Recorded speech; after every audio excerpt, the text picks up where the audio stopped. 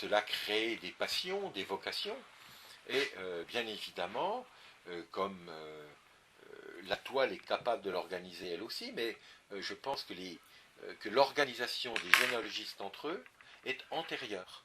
Hein. Et donc il y a ces fameux clubs de généalogie, hein, qui rassemblent ceux qui veulent pratiquer collectivement la généalogie. En gros, ce qui se produit, c'est de l'entraide. D'ailleurs, beaucoup de clubs s'appellent l'entraide généalogique de tel endroit, de tel, etc. Bon, ça, c'est un lieu. Et puis d'autres ont décidé de partager leurs trouvailles, c'est-à-dire de mettre à la disposition des autres leur propre arbre généalogique ou ceux qu'ils sont capables de dresser ensemble.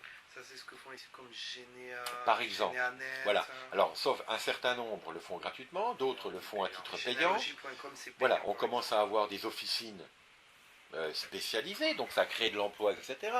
Ça répond à un marché. Enfin, je veux dire, tout est. Et donc, ce sport qui était, ou cette pratique qui était une pratique soit scientifique, soit narcissico-individuelle, devient une activité offerte ou payante.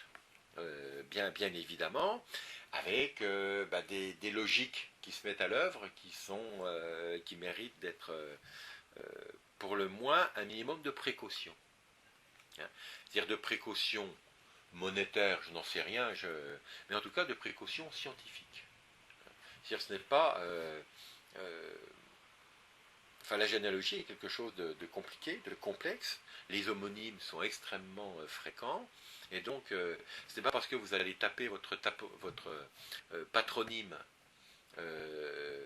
sur tel site et qui va vous donner tout. Alors bon, je m'appelle Jean-Luc Maillot et l'orthographe n'est pas extrêmement fréquente. Bon, je sais à peu près, puisque tout cela a été plus ou moins engrangé, où sont quelle est la densité des Maillots MAYAUD dans le pays, par département, etc. Bon, cela dit, après, il faut aller y voir d'un peu plus près et ne pas forcément tirer des conclusions hâtives,